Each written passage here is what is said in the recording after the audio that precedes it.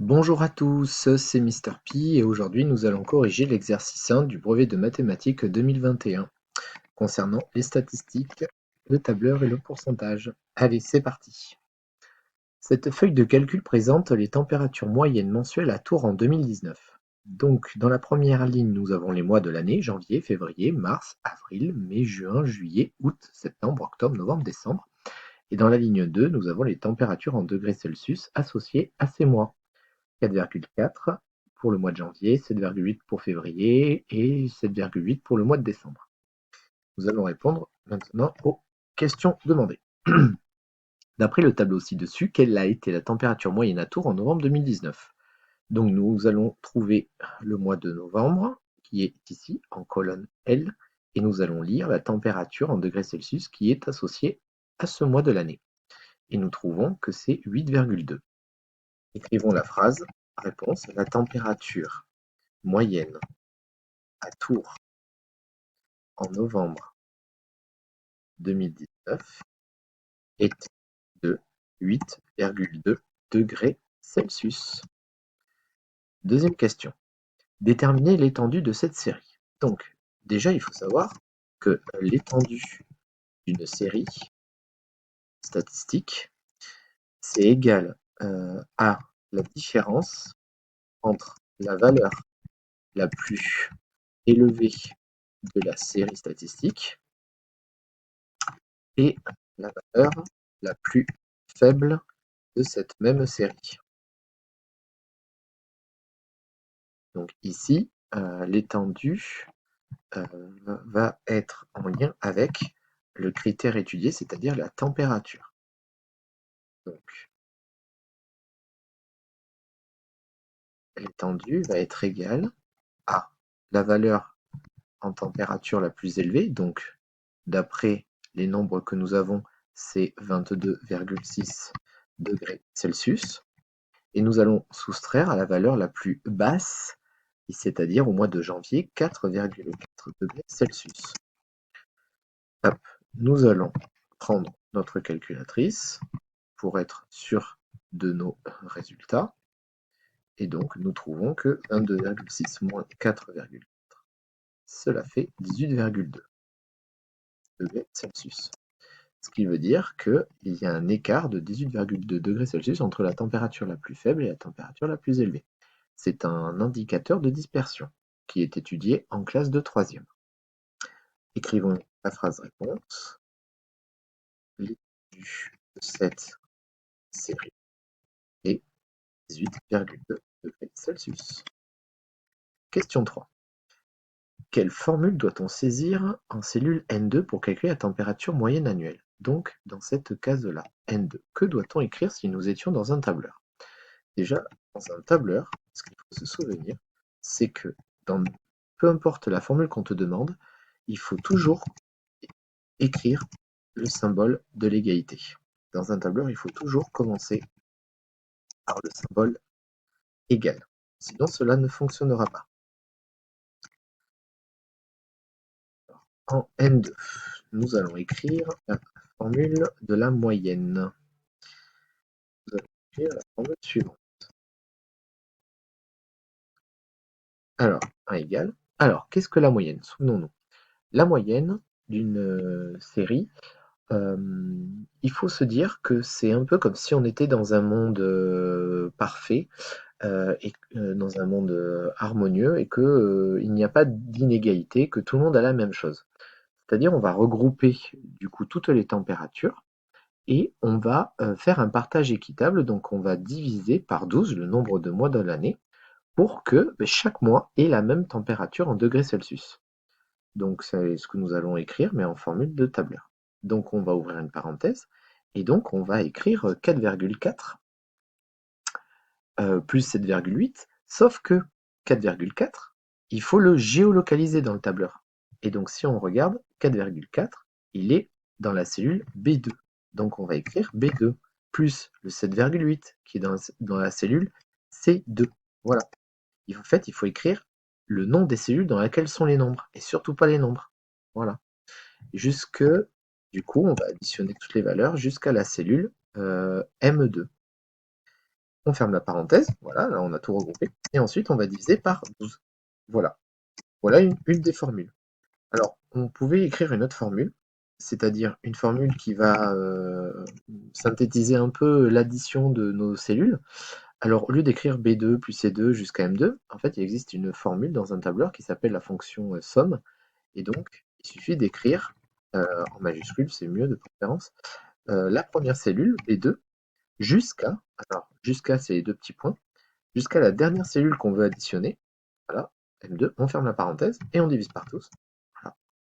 Ou alors, il y a une dernière formule, et alors là c'est encore plus simple, parce que dans un tableur elle est déjà préenregistrée, c'est la fonction moyenne.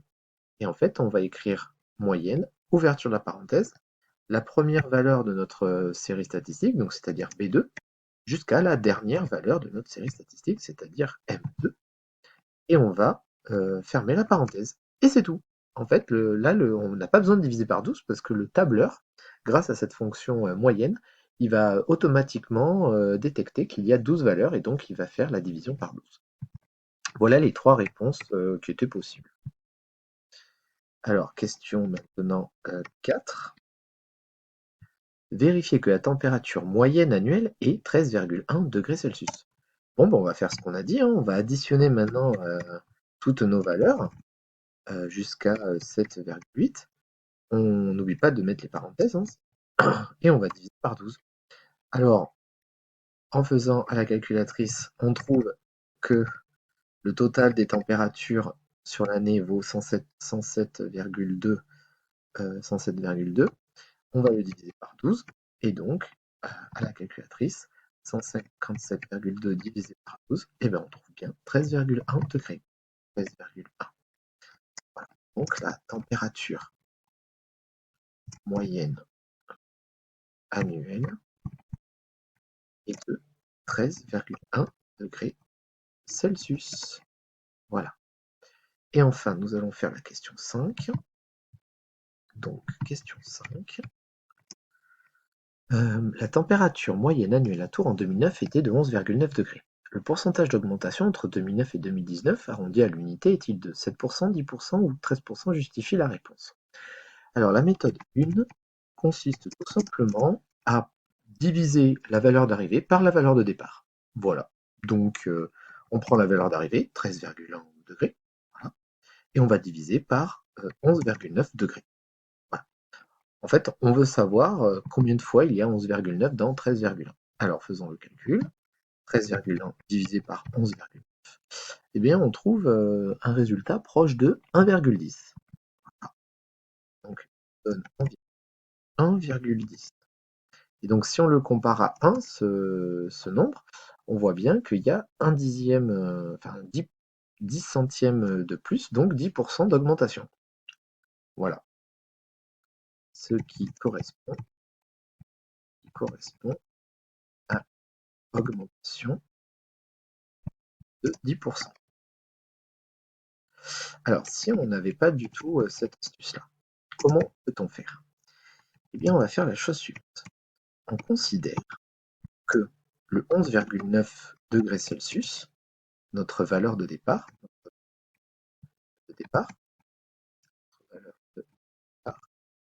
c'est 100%. Voilà, en pourcentage, cela correspond, voilà, notre valeur de départ correspond en pourcentage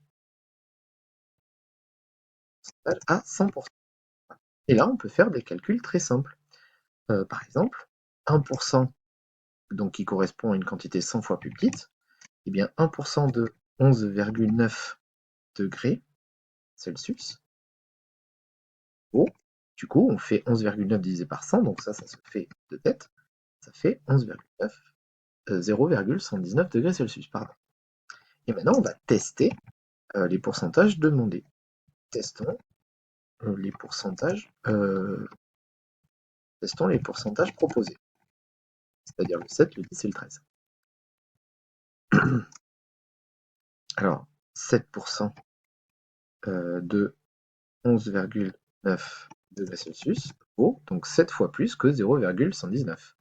Donc on fait 0,119 fois 7, ça correspond à 0,833. 0,833. ajoutons, c'est une augmentation, on ajoute, ajoutons ce résultat à 11,9 degrés Celsius et on trouve, alors on va le faire, donc plus 12,733 degrés Celsius, qui n'est pas égal à 13,1.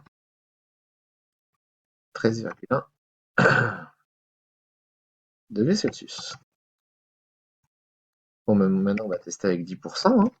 10% de 11,9 degrés Celsius vaut donc 1,19 degrés. Donc ça c'est facile à calculer normalement de tête, parce qu'on fait 10 fois.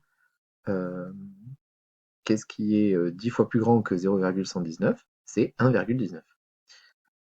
Ajoutons ce résultat à 11,19, à 11,9 degrés, pardon, Celsius, et on trouve, du coup, on trouve 11,9 plus 1,19, on trouve 13,09, donc 13 degrés Celsius et 9 centièmes de degré Celsius. Ce qui est proche de 13,1 degrés Celsius. Voilà. Donc, on retrouve bien que le pourcentage d'augmentation était de 10%. Voilà. Et donc, méthode, alors je ne vais pas faire 13%, on voit bien que ce ne sera pas 13%, mais autre méthode possible, encore, méthode numéro 3, je termine là-dessus. Méthode numéro 3, eh bien, on va utiliser sa leçon qui dit que si on a une augmentation de P%, cela revient à la quantité de départ,